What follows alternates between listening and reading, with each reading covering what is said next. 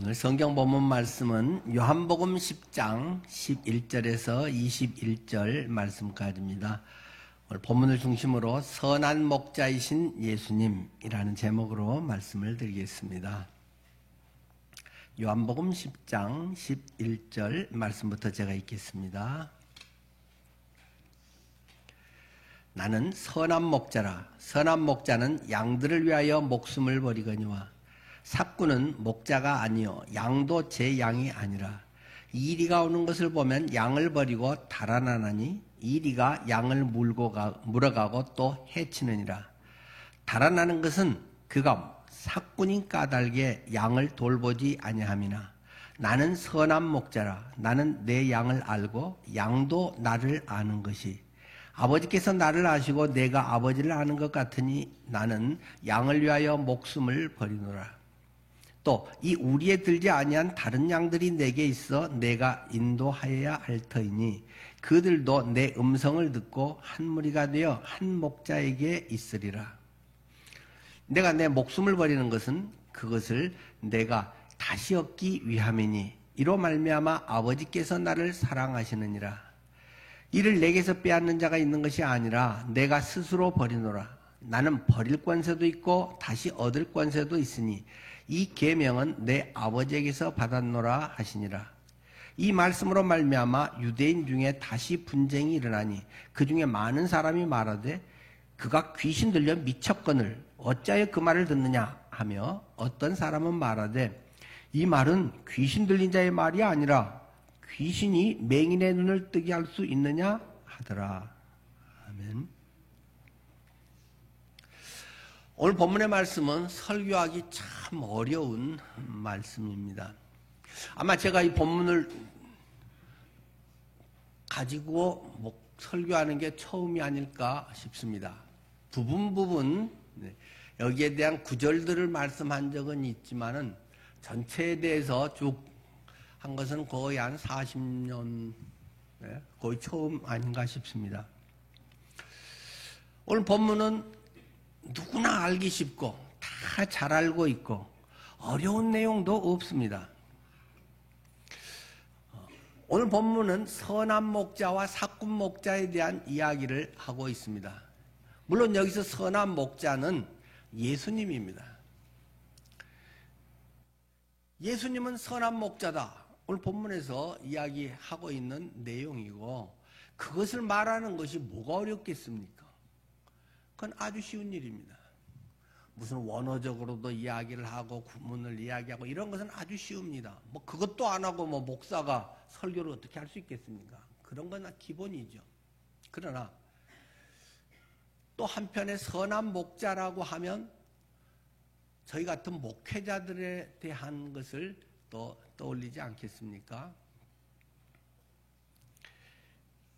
역시 예수님이라고 하는 그 모습과 또 예수님의 삶을 살고자 하고 예수님의 그런 일을 또 이어서 하는 그러한 사람이 목회자이기 때문에 오늘 우리의 목회자들, 목사들이 또 이러한 선한 목자여야 하리라 하는 것은 모두가 기대하는 바이기도 하고 목회자 스스로가 더 절절히 느끼고 있는 내용입니다.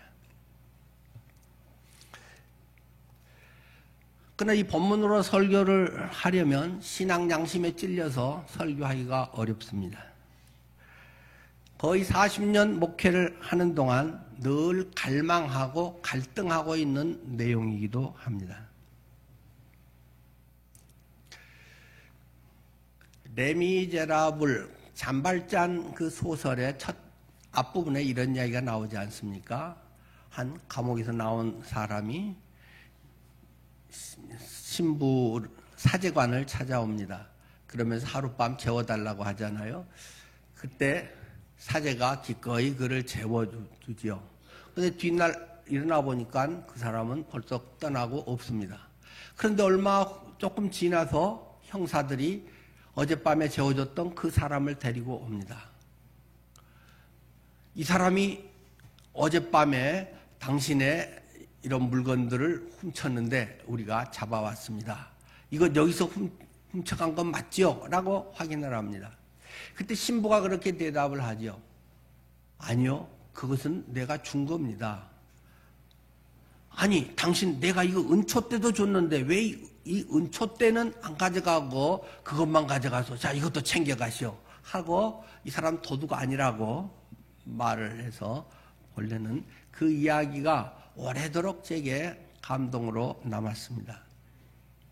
물론 저는 그때 뭐 목회자가 되려고 하던 때도 아니었습니다만은 제가 5살 때부터 교회 다니고 중간에 잠깐 신앙적 방황을 하다가 다시 80년 대학교 3학년 때 예수님을 생생히 만나고 복음을 전하고 대학 졸업하고 군대 갔다 와서 어떻게 사는 것이 가장 나다운 삶이고 가장 값진 삶인가.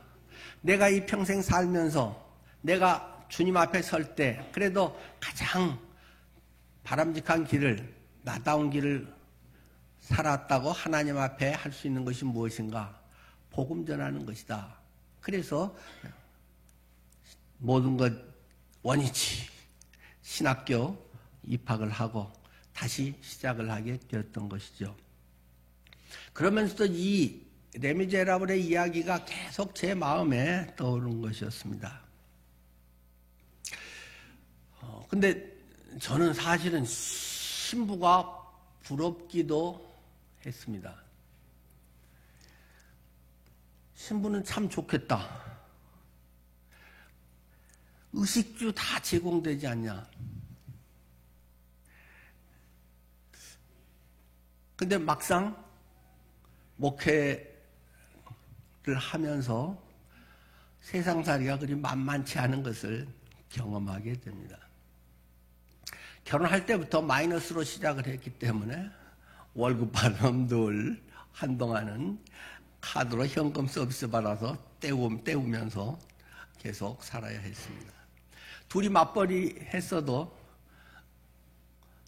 늘 부족하고 자녀도 낳아서 키워야 되고 내가 신부라면 이것저것 생각 안 하고 의식주는 제공되는데 내 인생 던져서 정말 미친 듯이 그렇게 살다가 하나님 앞에 갔으면 참 좋은데 시간적으로나 에너지나 돈으로나 여러 가지로 늘 허덕이는 그런 상황 속에서 어떻게 해야 정말 선한 목자가 될 수 있지? 하나님의 목사로서 부끄러움이 없는 그런 목사가 될 수 있지? 그런 생각을 해왔고 물론 지금도 하고 있습니다. 전에도 한번 또 나눈 적이 있습니다만 대전에 침례신학대학교를 외국인 지대명 선교사가 세워서 근데 한국인 그 교수 학장으로 또 이어서 정진황 교수님이 학장으로 학교를 이끌어갔습니다. 저도 이제 그분 은퇴할 무렵에 그분 강의를 들었습니다만은 그분이 이제 그 학장하면서 늘 한복 두루마기 입고 다니면서 강의도 하고 설교도 하셨는데 그 이야기, 그 설교한 것이 계속 그 제자들에게 남아 있습니다. 신학교 입학을 하면 1학년 때 부름받아 나서니 몸 어디든지 가오리다. 아골골짝 빈들에도 복음 들고 가오리다. 눈물로 이 찬양들을 부르는데 4학년 이제 학교를 마치고 임지로 떠날 때쯤 되면 대부분이 밖으로 표현 안 해도 골라골라 가오리다. 이렇게 된다는 것입니다. 어떻게 되면 사례비 좀 괜찮게 두고 대우가 괜찮고 어떻게 되면 도시이고 어떻게 되면 거기에 좀 있으면 나중에 어떤 지교회를 세우는데 밀어준다거나 그런 것으로 신학생들이 신학교 와서 더 믿음이 좋아지고 더 헌신적이 돼야 되는데 이렇게 한다고 그분이 막 소리를 지르면서 신학생들에게 눈물의 설교를 했다는 그런 이야기가 계속 전해지고 있습니다.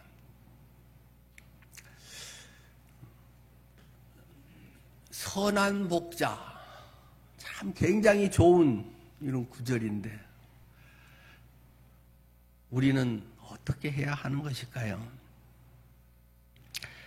오늘 본문의 내용에서의 선한 목자는 양들을 위하여 목숨을 버린다. 기꺼이 버리는 그런 모습이 선한 목자의 모습이다라고 기록이 되어 있습니다. 양들을 그만큼 사랑하기 때문이죠.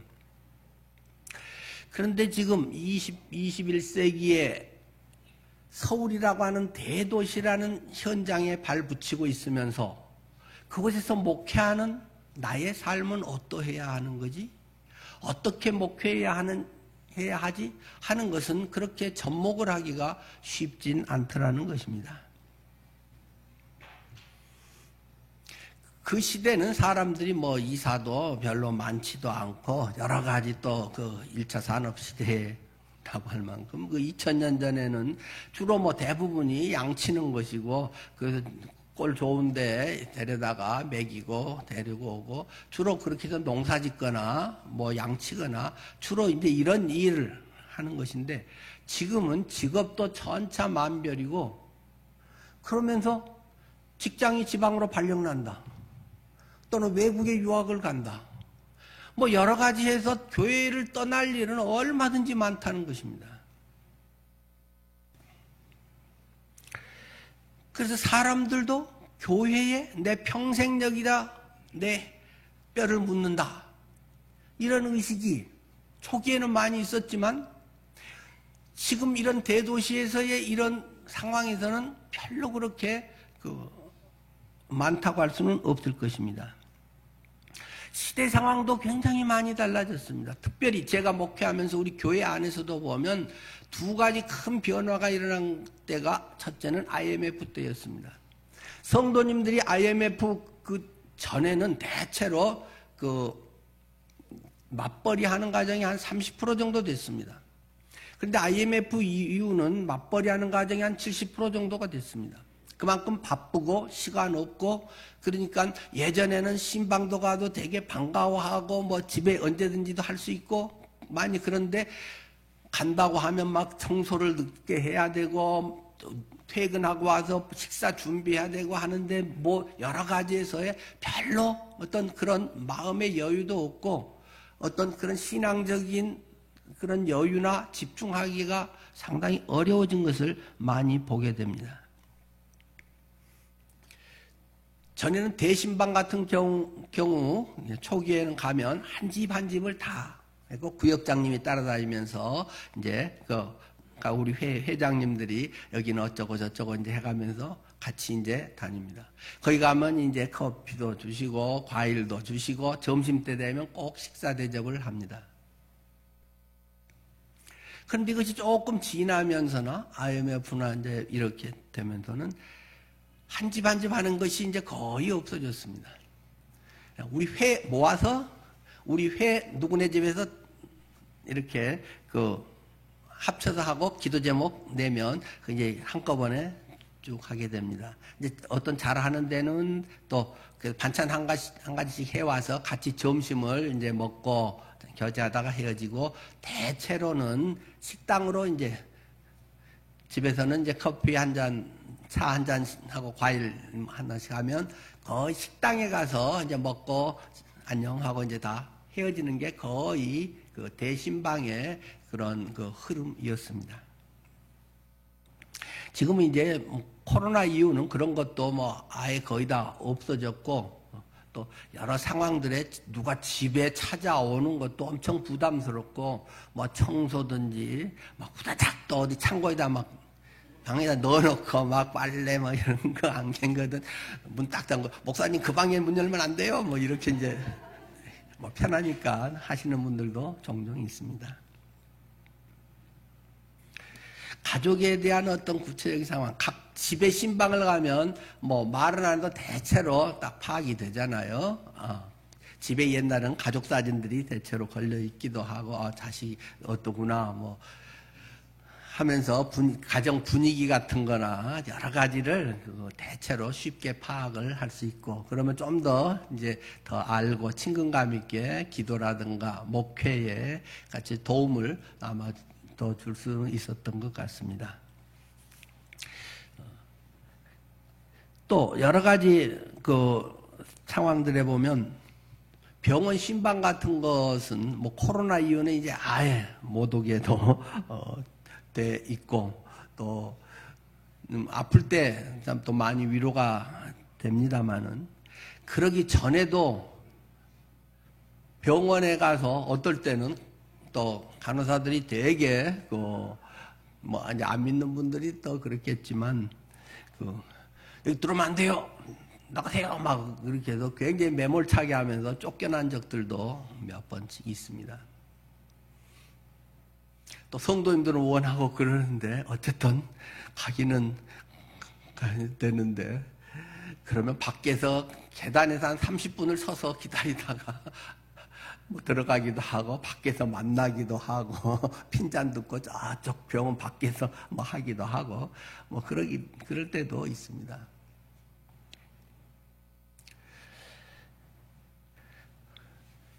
요새는 우리 주변에 교회들이 또 서울 이런 데는 막 따닥따닥 붙어 있잖아요. 우리 신월 7동이 아마 공식 통계는 없지만 대한민국에서 교회 수가 제일 많은 동네일 것이라고 합니다. 이 신월 7동 안에 50개 정도 교회가 있습니다.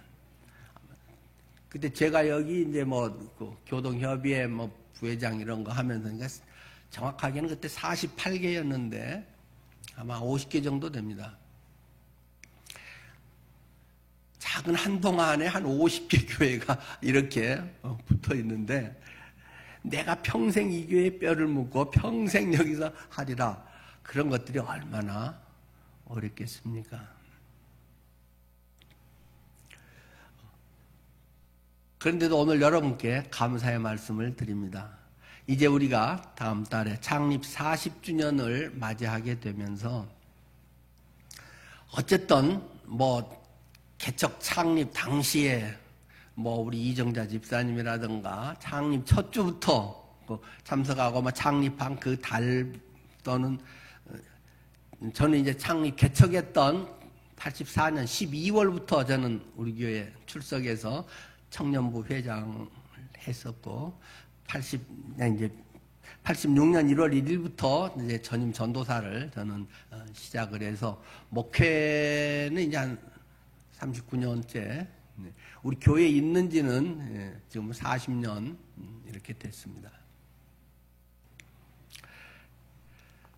그런데 지금까지 그때부터도 또는 대체로 우리 성도님들이 30년 이상 된 분들도 많고 20년 이상은 기본이고 이렇게 지금까지 이렇게 지켜주시는 성도님들이 있는 것에 너무 감사합니다. 그간에 이사 가신 분들도 있고 건강이 조금 불편하신 분도 있고 이렇게 계단이 많은데 엘리베이터 설치는 또 할 수 없는 이런 부분이고 그런데도 지팡이를 짚고 힘겹게 오시는 분들이 너무 감사합니다.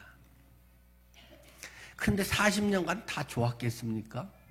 성도들하고 사이가 다 좋았겠습니까? 목회자하고는 항상 좋았겠습니까? 그럴 리가 없습니다. 사람 사는 데는 항상 부족하고 아쉽고 마음에 안 들고 상처받을 일은 항상 있을 수밖에 없습니다. 그럼에도 불구하고 지금까지 여러분이 이것을 지켜주셨기 때문에 창립 40주년의 현장에서 여러분은 늘 푸른 요한복음 낭송을 해서 또는 사진과 함께 남기게 되지 않습니까? 우리 교회도 조금 휘청거리는 때들이 당연히 있었죠. 근데 제가 목회를 하면서 쭉 보니까 교회에 꼭 열심히고 뭔가를 많이 한 분 못지않게 평소에는 그분이 있는지 없는지 또는 일을 특별히 하는 게 있는지 없는지 구분 안 되는 것 같은 그런 분들이 오히려 교회 문제가 생길 때 더 조용하게 자리를 지켜주시는 것을 제가 경험을 했습니다. 이런 분들 때문에 하나님의 나라가 하나님의 교회가 뿌리를 내리고 잘 되는구나. 앞서서 하는 사람도 꼭 필요하지만 조용히 나는 교회 하는 것도 없어요 라고 본인들은 말씀하시지만 그런 분들 때문에 교회가 요동하지 않고 잘 버텨 설 수 있다는 사실입니다.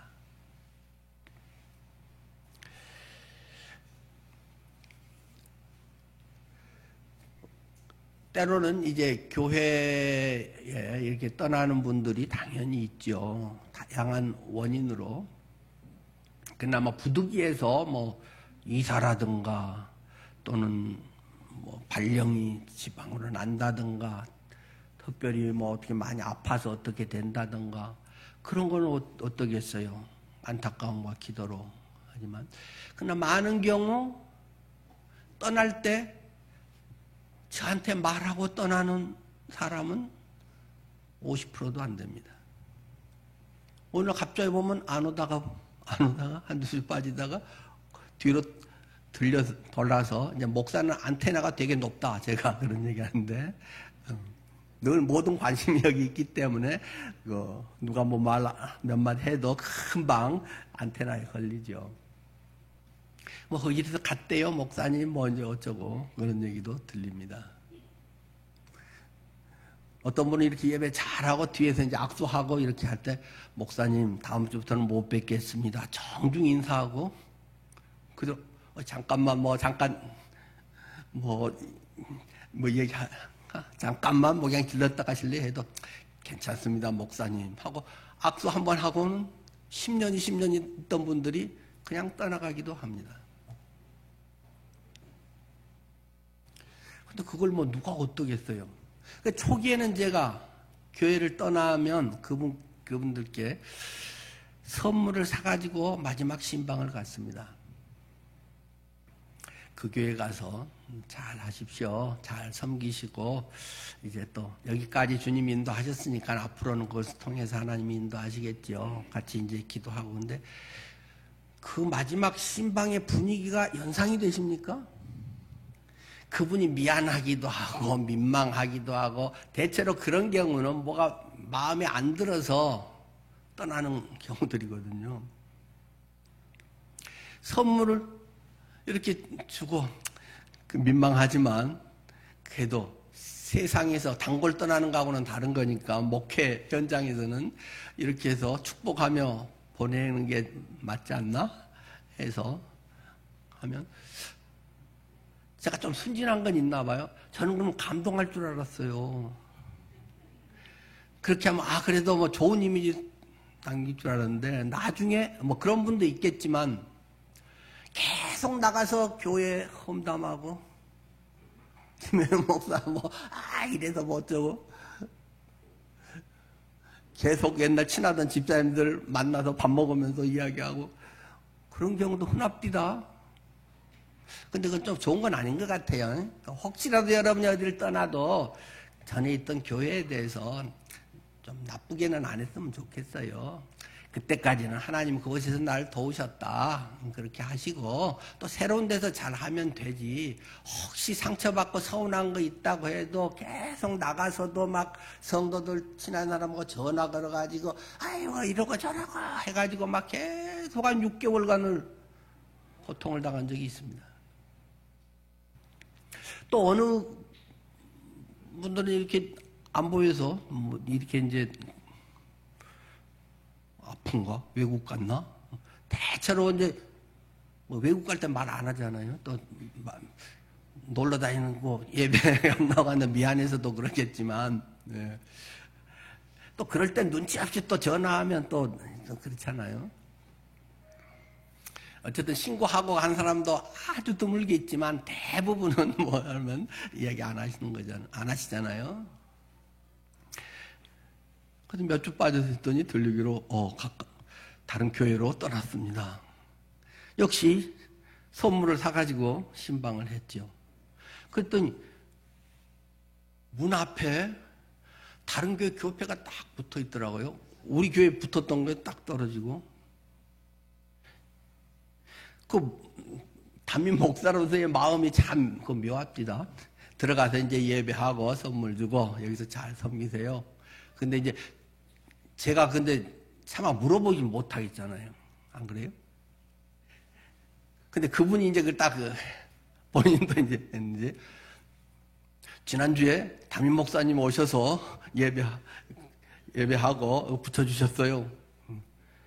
목동에서 제일 큰 교회 담임 목사가 엄청 바쁠 텐데 그 담임 목사가 직접 자기 교인 새로 등록했다고 하니까 다음 방에 와가지고 전에 있던 교회 교패 딱 떼고 그거 딱 붙여놓고 도장 확실히 찍어놓고 가셨나?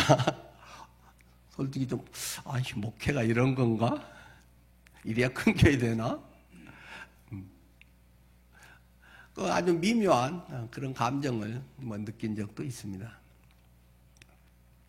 그래서 그 뒤로는 제가 우리 교인들 집에 가서 교패 잘 안 붙입니다. 지금도 교패 남아있고 필요하신 분 말씀하세요. 우리 새가족방 끝난다거나 뭐 해서 필요하면 그냥 드리고 붙이고 싶으면 붙이시고 또 뭐 아니면 안 붙여도 됩니다. 합니다. 또 요즘은 한 집의 식구들이 뭐 2개 교회 3개로 갈라져서 다니는 데들도 있잖아요. 부모는 여기 다니고 자녀는 또 여기 다니고 하면 어느 한 교회 것만 붙이기도 서로 어색할 것 같기도 하고 그래서 어쨌든 지금은 가방에는 갖고 다니지만 신방 가서 별로 붙이지는 않습니다. 어떤 목회라고 하는 현장에서 서울이라고 하는 이런 데서 얼마든지 좋다고 하는 기준은 다양하겠습니다만은 크고 편하고 또 배울 것 많고 다양한 목회자와 재정적으로도 굉장히 또 이게 부유하게 해주는 그런 교회들이 수두룩하단 말입니다. 그런 데서 나는 어떤 목회를 해야 되지? 나는 어떤 목사지? 그런 것에 대한 질문을 자주 합니다. 말 나온 김에 또 혹시라도 오해 없으시길 바라면서 저는 성도님들하고도 근래에는 식사를 자주는 안 하는 편입니다. 굳이 안 하려고 한다거나 싫어하는 건 아닌데 오해가 있으실까봐 이야기를 합니다. 뇌졸중 이후로는 우리가 씹고 삼키는 게 굉장히 뇌의 고기능이더라고요. 그게 상당히 어려운 기능이에요. 그래서 따로 이런 뇌졸중 환자들은 이렇게 막 삼키는 이런 훈련 이런 것들을 병원에서 하고 그러죠. 저는 다행히 그 정도는 아닙니다만 그러나 사례가 잘 걸립니다. 지금도 그렇습니다. 그래서 천천히 꼭꼭 씹어 먹어야 되고 또 이게 삼키는데 이런 데서 사례가 잘 걸리기 때문에 하다가 캑캑거리고 좀 식사하면서 힘든 것들이 있습니다. 또 성도님들하고 같이 하면 저도 물론 이렇게 살에 걸려서 캑캑거리면 미안하기도 하고 그분에게도 민망하기도 하고 그래서 특별한 경우는 물론 기꺼이 합니다만은 그냥 별 아닌 특별한 경우 아니면 되도록이면 그냥 집에서 먹든지 주변에서 그냥 늘 하던 사람들하고 전도사님이라든가 이제 이런 우리 식사 때 그런 것을 하는 편입니다. 그러니까 누가 좋고 나쁘고 해서 그런 걸 가리는 건 아니고 제 이제 건강 상태나 이런 것 때문에 이제 그렇게도 되기 때문에 오해는 안 하셨으면 좋겠어요. 어쨌든 목회라고 하는 것에 며칠 전에 제 아내가 이제 동창 친구들을 만나서 그렇게 표현했다고 그러더라고요. 우리는 남의 스케줄로 사는 사람이야. 그렇게 이야기를 했다고 하더만요. 요즘은 이제 잘 삼키는 거 이런 것 때문에 그렇고 저녁에 이제 식사 아내가 다 준비해서 하고 오늘 저녁은 이거 먹자든지 다음에 퇴근 시간 됐는데 누가 갑자기 찾아온다. 어떤 사람들이나 교인이든 아니든 간에 하면 그냥 보내기 곤란하면 식사합시다 하면서 하면 퇴근 직전에 오늘 전 집에 가서 식사 못해. 당신 혼자 식사해요. 그렇게 전화하고 취소하는 경우들이 종종 있곤 했죠. 어쨌든 나의 어떤 스케줄과 계획도 있지만은 장례가 생겼다, 누가 아프시다, 무슨 일이 있다 하면 목사가 그거 중심으로 그걸 우선적으로 해야지 내 일상 일을 이거저거 챙겨갖고 어떻게 하겠습니까? 그런 점에서는 내 스케줄은 별로 없이 그러나 코로나 이후에는 그런 게 많이 사실은 줄었어요. 자, 어쨌든 지금 목자 이야기를 하고 있는 것입니다. 그래서 나는 그럼 어떤 목자지? 니는 어떤 목자인데 이 선한 목자 설교를 어떻게 해야 되는 거야? 하는 질문을 계속 하면서 오늘 설교를 하고 있다는 말씀입니다. 아마 저는 선한 목자라고는 할 수 없을 것입니다. 선한 목자로서 전 별로 못했잖아요. 저 목숨을 줬나요? 뭐 좀 무리할 정도로 물론 일한 적도 있고 살핀 적도 있긴 있습니다만 그건 어쩌다 그런 것이고 성도가 어렵다고 했을 때 내 집 팔아서 주지 않았습니다. 지금도 모르겠어요. 혹시 뭐가 되면 모르겠지만 1,000만 원 주는 것도 힘듭니다.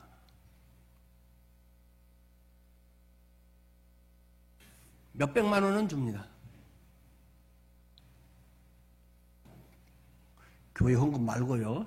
그걸로 하면 김효연 목사가 막 마음대로 헌금 쓴다 또 이런 얘기 지난번 또 누가 하시던데 그건 아닙니다. 제 개인 사례비 아껴서 하는 겁니다. 어쨌든 뭐 1,000만 원 단위도 한 적은 있지만은 그건 어쩌다가 특별히 뭐가 돼서 한 거지. 그 일상적으로 어떻게 하겠습니까? 제 기본 가정 생활하면서 난 그 신부라면은 어쨌든 책임지니까 막 오늘 다 퍼져버려도 될 것 같은데 목사는 자녀 키워야 되고 똑같이 해야 되는 입장에서는 아무도 생각이 많아질 수밖에 없습니다. 그래도 사꾼 목자는 안 돼야 되지 않겠나 하고 발버둥 치고 있습니다. 아니 어쩌면 월급쟁이 사례비 받는 만큼이라도 일하냐? 농땡이 치고 있는 건 아니냐? 그런 질문도 스스로 하고 있습니다. 어쨌든 주님 앞에서 나는 나중에 그 평가를 받아야 될 사람이기 때문에 주님 앞에 그래도 좀 덜 부끄러웠으면 좋겠다 하는 게 뭐 지금 뭐 저의 마음입니다. 자, 오늘 본문을 좀 더 보죠. 11절에 나는 선한 목자라. 선한 목자는 양들을 위하여 목숨을 버리거니와. 어떻게 처음부터 그냥 목숨을 버리거니와. 이렇게 나오니까 할 말이 없어요.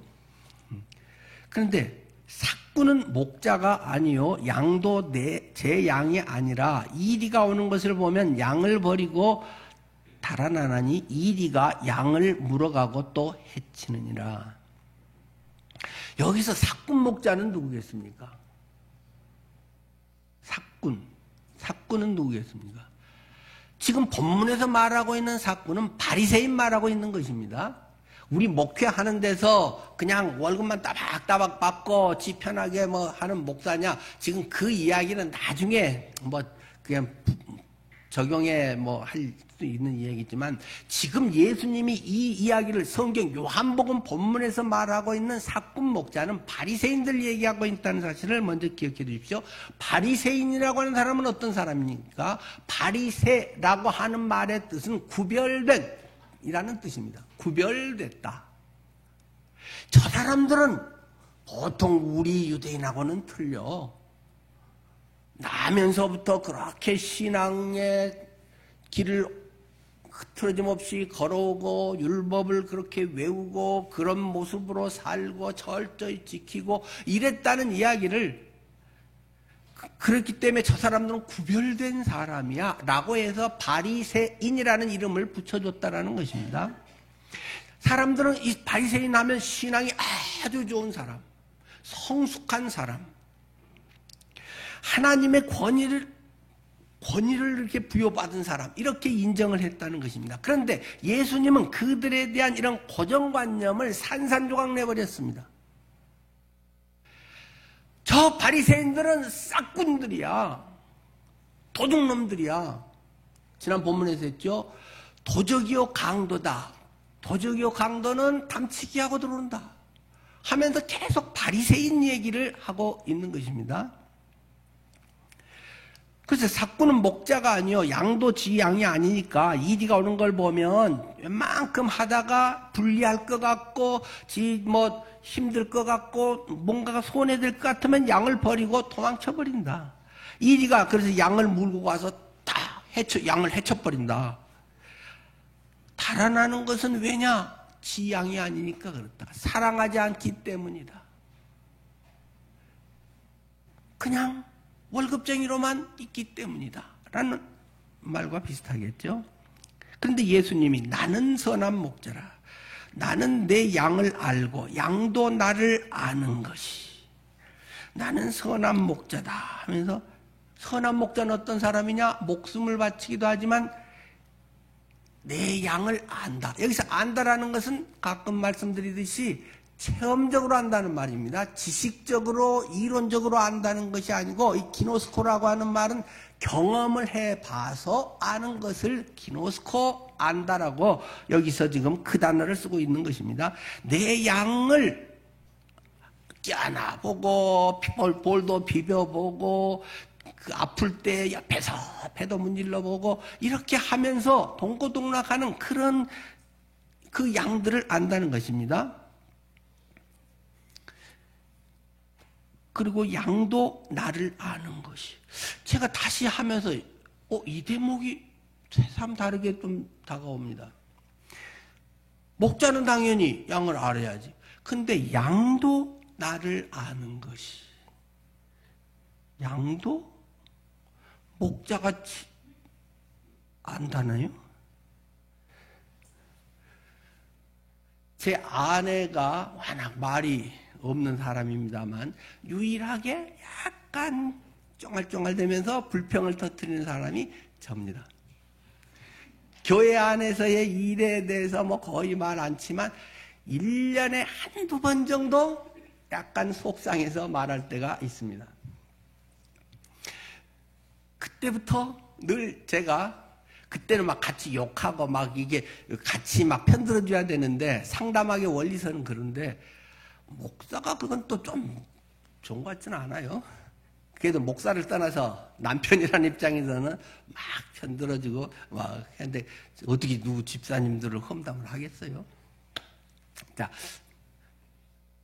근데 아주 하찮은 것들입니다.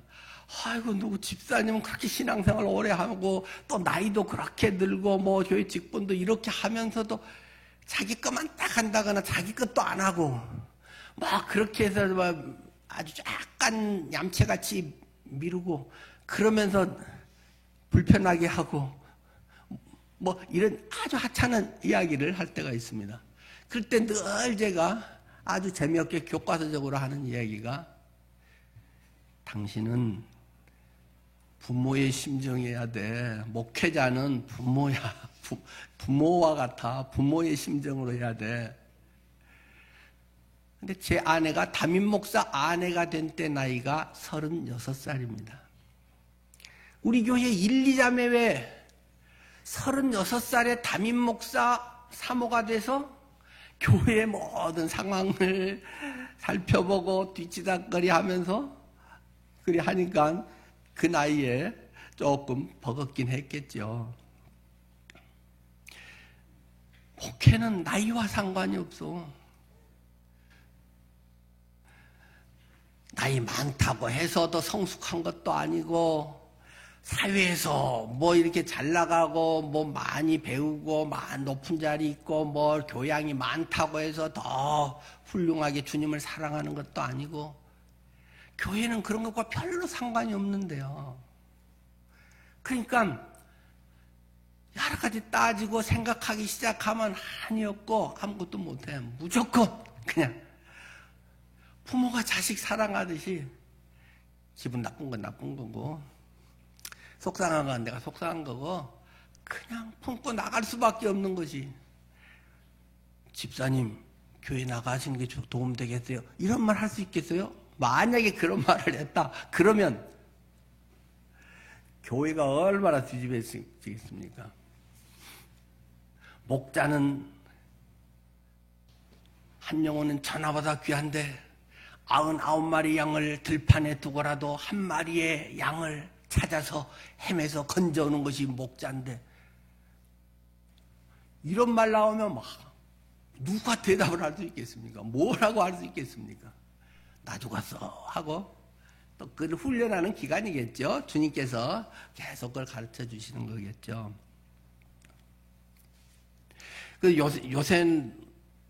요새 우리 집사님들이 굉장히 그 주방, 부엌이나 이런 걸 잘 도와주신다고 굉장히 감사하고 있죠. 우리 가끔 전에 우리 집사님들이 그런 얘기들도 하시더라고요. 사모님은 매주 식사 당번이세요 하고 이제 위로하면서 이야기를 하죠. 그래서 그걸 돕겠다고 이제 우리 윤우순 봉사위원장님 같은 경우 일부러 일부 예배 와서 일부 예배 드리고 이제 그때부터는 주방에 올라가서 계속 이제 식사 당번이나 여러 가지 도와서 하고 또 몇몇 우리 집사님들이 그 일들 요즘 잘 해주고 계시잖아요.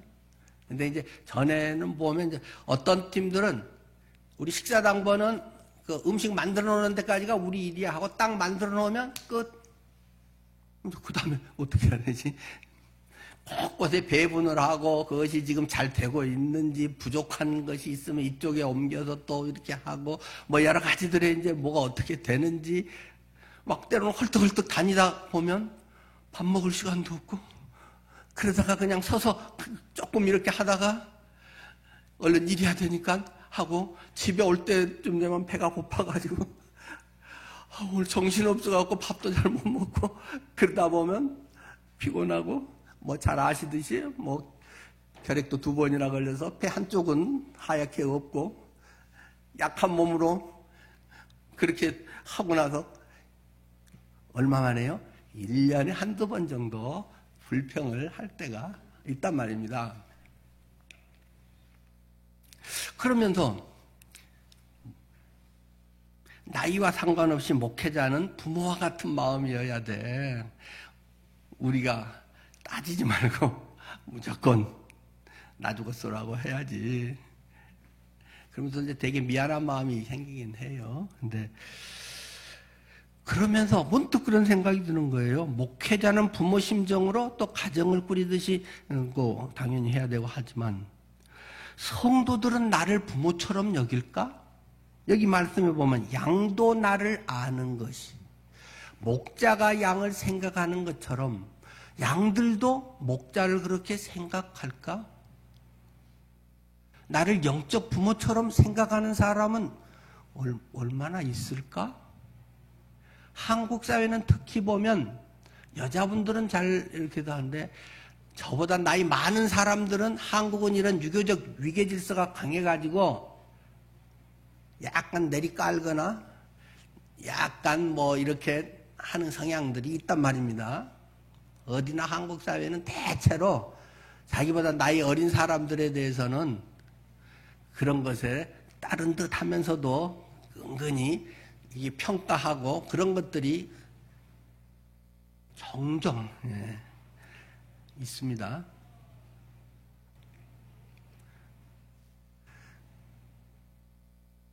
목사님이라고 부르긴 하지만 어떨 때 보면 엄청 나는 목사로 생각하면 저렇게 무례하게 얘기할 수 있나 할 정도로 막 아랫사람들 혼내듯이 이야기하는 사람도 있단 말입니다. 기분이 나쁘고 좋고가 그런 얘기를 하는 건 아니에요. 양도 나를 아는 것이 우리가 어떤 것에 대해서 선한 목자에 대해서 기대하고 요구하는 것에 합당하게 양들도 그러한 자세로 주님 앞에서 같이 어우러져서 하고 있나? 해야 되는 게 좋은 교회 아닌가? 그런 생각이 문득 스쳐갔습니다. 그냥 지도자, 교회 대표 또는 뭐 스승 이렇게 그냥 대충 하다가 내 떼고 뭐 이렇게 되고 뭐 되면 에이 떠나면 되지 뭐. 혹시 이런 마음으로 가고 그런 것들을 자주 겪다 보면 목회자도 내 전부를 바쳐갖고 굳이 한 사람 한 사람이 이렇게 다 할 수 있나? 뭐 그런 것들에 물음표가 더 떠오를 수도 있습니다. 어쨌든 이런 본문에서 뭐 변명이나 이런 거 봐도 본문 설교를 하는데 되게 찔린다. 지금 그 이야기를 하는 것입니다. 자, 조금 더 보죠. 아버지께서 나를 아시고 내가 아버지를 아는 것 같이 나는 양을 위하여 목숨을 버리노라. 또 이 우리에 들지 않는 다른 양들이 내게 있어 내가 인도하여야 할 터이니 그들도 내 음성을 듣고 한 무리가 되어 한 목자에게 있으리라. 이 우리에 들어있는 사람은 누굽니까? 유대민족입니다. 그러나 이 무리에 들지 아니한 다른 양은 누구입니까? 이방인입니다. 예수님은 유대인뿐만 아니라 이방인들도 인도하면서 하나님 앞에 바로 하는 그 역할을 지금 갖고 있다는 말씀이죠. 17절에 내가 내 목숨을 버리는 것은 그것을 내가 다시 얻기 위하며 십자가와 부활에 대한 지금 이야기를 예수님께서 하시는데 나는 이것을 내가 할 수 없어서가 아니라 자원해서 하는 것이다 라는 말씀을 하는 것입니다. 18절이고요. 자, 그 다음에 이제 여기서 이제 계속 그 선한 목자와 삭군 목자를 이야기하면서 삭군 목자는 어떤 사람이냐에 대해서 좀 더 직접적인 표현을 하면 삭군 목자의 관심은 양의 건강이나 양 자체를 사랑하는 것보다도 양곡이나 털가죽에 있는 것이다.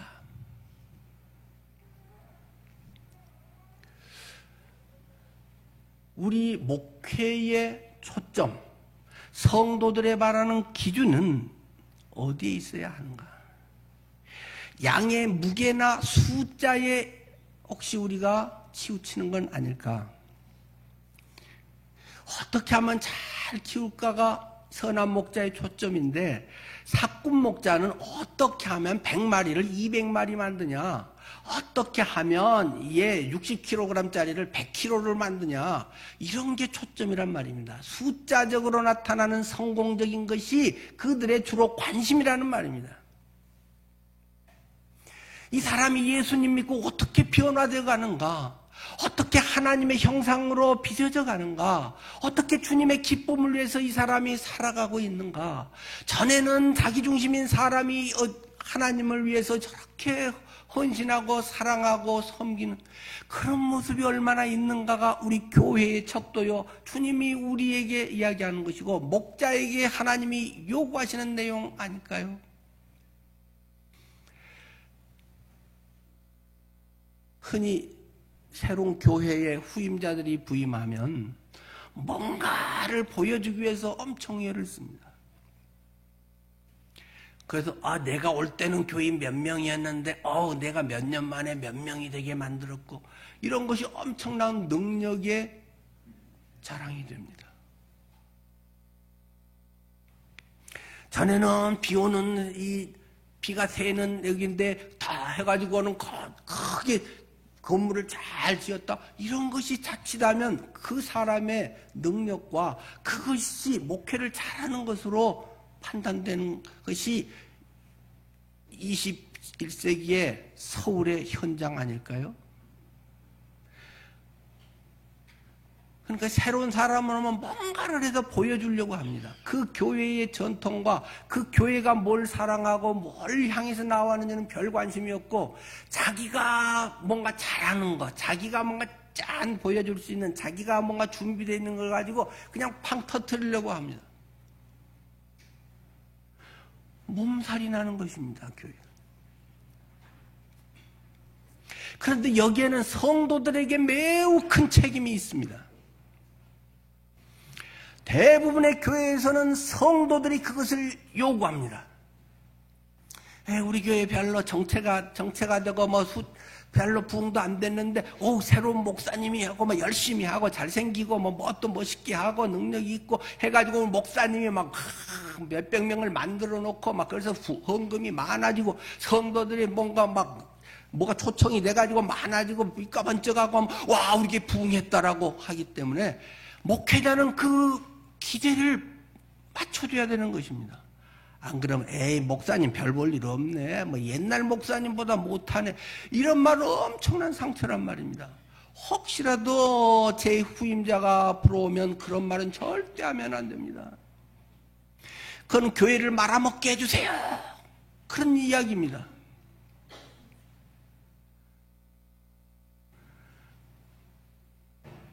절대 숫자를 요구하지 마십시오. 절대 물량적으로 뭐 헌금이 많아지고 우리 교회 뭐 사회에서 이런 뭐 능력 있고 성공한 사람이 우리 교인이 됐습니다, 이런 게 자랑하는 게 무슨 교회겠습니까? 오직 예수 그리스도가 우리의 자랑이요, 그리스도로 인해서 유성이가 이렇게 변해갑니다가 우리의 자랑이어야지. 누가 뭘 많이 하고 뭘 이렇게 해서 뭐가 이렇게 되고 어쩌고 그런 것이 자랑이 되는 것이 무슨 교회입니까? 그런 것은 봉사단체고 그런 것은 사회에 얼마든지 많은 것입니다. 그렇기 때문에 교회들이 경쟁을 해가면서 큰 교회는 더 커지려고 발버둥을 치고 대형 버스를 살아서 막 구역마다 버스를 돌려가지고 뭐 어디는 몇 번 버스 타세요 뭐 시간표 정해갖고 돌리고, 작은 교회 목회자들은 어쨌든 신월 7동에 한 50개 되는 교회에서 우리 교회가 아마 10번째 안에 드는 아마 큰 교회에 해당될 겁니다만은, 작은 교회 목회자들은 그냥 혼자서 지하교회에서 발버둥 치면서 그분들이 그냥 때로는 골아가면서 눈물로 하고 양육해놓으면 3년 지나면 배울 게 없습니다. 여러분, 그런 교회에서 3년 지나면 뭐 배울 게 얼마 있나요? 없습니다. 설교도 맨날 뭐 그 스타일에 그 똑같고 그 무슨 새로운 교회 프로그램이 있겠습니까? 뭘 합니까? 갈수록 집만 많아집니다. 찬양대 하세요, 교사 하세요, 뭐 여기서 식사 당번하세요. 큰 교회가 뭐 얼마나 편하고 좋은지 대우받으면서 자기가 영적으로도 같이 성숙한 것처럼 착각해가면서, 지금 한국교회 엄청난 지금 이 쇠퇴 위기에 큰 교회만 유지되고 작은 교회에서 그쪽으로 가가지고, 작은 교회는 완전히 지금 뭐 죽을 뚱살뚱하고 주일학교 없는 교회가 뭐 절반 3분의 2 한국 교회가 주일학교 자체가 없어져 버렸고, 지금 이 코로나 상태에서 엄청난 목회자들의 지금 피눈물이 나고 있는 상황에서 큰 교회들은 이벤트로 뭐 그래서 하면 뭐 연예인이 와서 뭐 하면 보러 가고 유명한 사람들 강연하면 그게 나쁘다는 건 절대 아니에요. 작은 교회가 어떻게 따라가겠습니까, 그것을? 3년간 그 목사님과 사모님이 눈물로 기도하면서 챙기고 뭐 조금 하면 와서 돌보고 김치 갖다 주고 이런 건 그냥 싹 다 없어져 버립니다.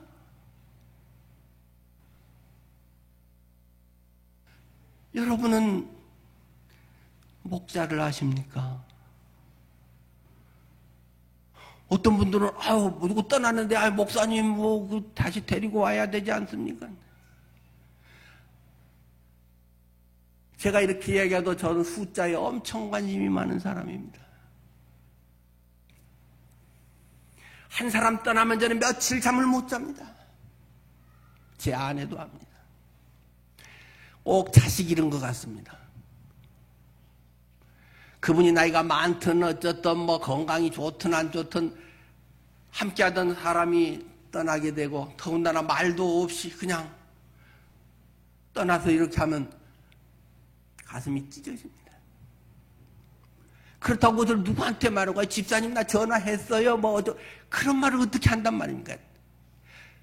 자식 잃은 부모한테 옆 사람이 뭐해서 사랑이 많아요 적어요 그런 말을 어떻게 한단 말입니까? 그건 누가 말해도 안 해도 적어도 사꾼 목자나 가짜 목사 아니라면 심장이 터지고 찢어집니다.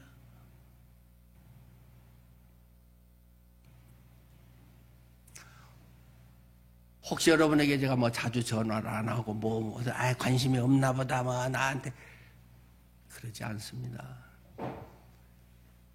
단지 방법이 다를 뿐이겠죠. 여러분에게 부담 주려고 하는 말은 아닙니다. 여러분은 목자를 아십니까? 예수님을 아십니까? 그 교회 담임 목사나 목회자를 아십니까?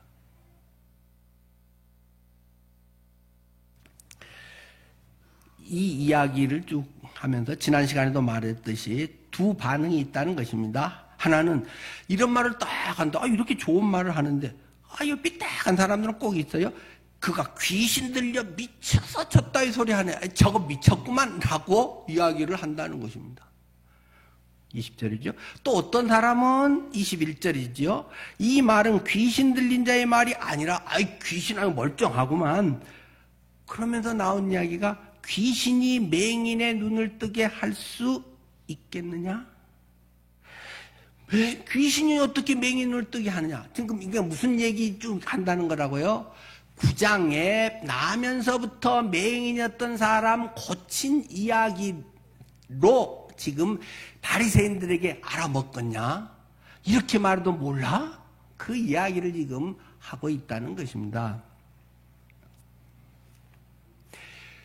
이 바리새인들은 그런 맹인이 눈 뜨고 돌아오면 와 하고 축하해, 새로운 세상이 열렸다, 얼마나 기쁘니, 이걸 보는 나도 행복해, 너희 아빠 엄마는 얼마나 좋겠냐 하는데 바리새인들이 한 것은 무엇입니까?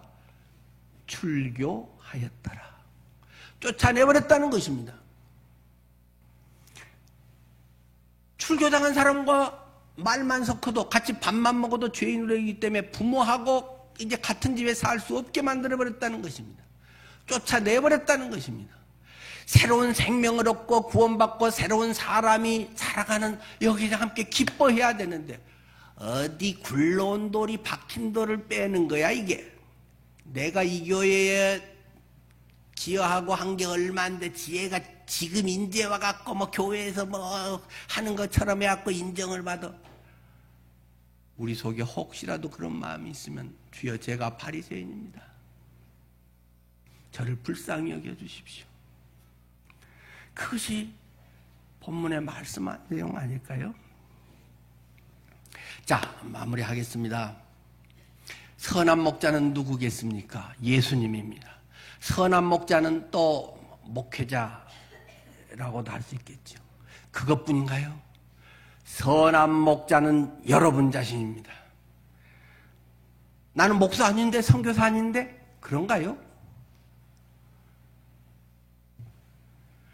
목사와 선교사는 뭔 잘못한 게 많아가지고 코 끼어가지고 죽으라고 고생하고 자기의 행복이나 가족과 즐겁게 살 수 없고 저기 뭐 아프리카도 어디 가서 뭐 죽으라고 고생하고 아프고 목회자는 그냥 새벽부터 밤늦게까지 하고 수당도 없고 새벽부터 해가지고 요새 막 노동법에 하면 막 싹 걸리는 그런 목회 현장입니다. 실제 교회에 노조가 있어가지고 그런 것에 지금 소송 걸려 있는 거 있습니다. 사람들은 다 당연히 목회자인데 뭐. 목회자는 목회해야지 뭐. 그럼 사건 먹지 않네. 그분들은 주님의 은혜를 더 경험했기 때문입니다. 똑같이 주님은 십자가에서 죽으시고 부활을 통해서 은혜를 주셨지만 어떤 사람은 내 좋은 것만 싹싹 받아들이고 내 필요한 것들을 우리 가정 행복하게 해주세요. 내 노후가 즐겁게 해주세요. 내가 하는 말들 잘 듣게 해주세요. 어떤 나나나나 해서 자기 중심적인 삶을 하고 하나님 은혜예요. 주님이 도와주시죠. 이렇게 끝나는 사람들이 있지만 은혜를 더 깨달은 사람은 주님의 것이 얼마나 큰지 내 자신의 삶에 내 자신의 필요를 채우는 것에 내 인생에 그것은 너무 이기적이구나. 주님 나는 어떻게 주님의 그러한 것을 조금이라도 같이 공유하고 나누며 주님의 그 일들을 할 수 있을까요? 스스로 자원해서 코 낀 사람들이 목회자요 선교사입니다. 모든 성도는 다 그렇게 살아야 하는 것 아닙니까? 나만 민폐 안 끼치고 나만 대충 잘 살고 나는 뭐 복 받아서 하나님이 이렇게 하고 뭐 눈치 쫙 봐가지고 뭐 불편한 일이 있고 하면 쏙 빠져버리고 싹군 성도입니다.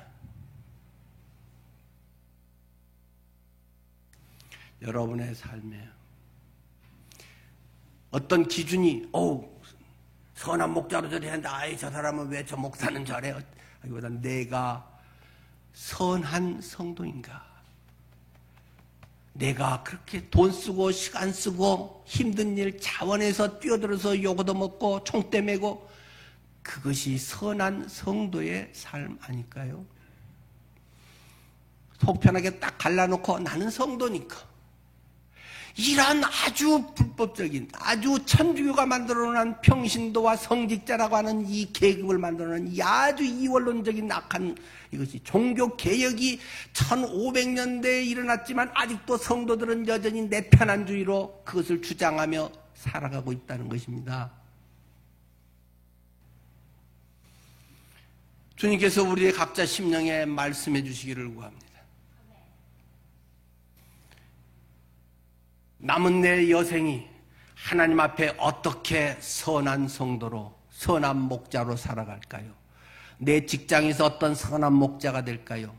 슈퍼에 이웃집 거기 떠오르는 우유 배달하는 아줌마에게 어떻게 내가 선한 목자의 삶을 살까요?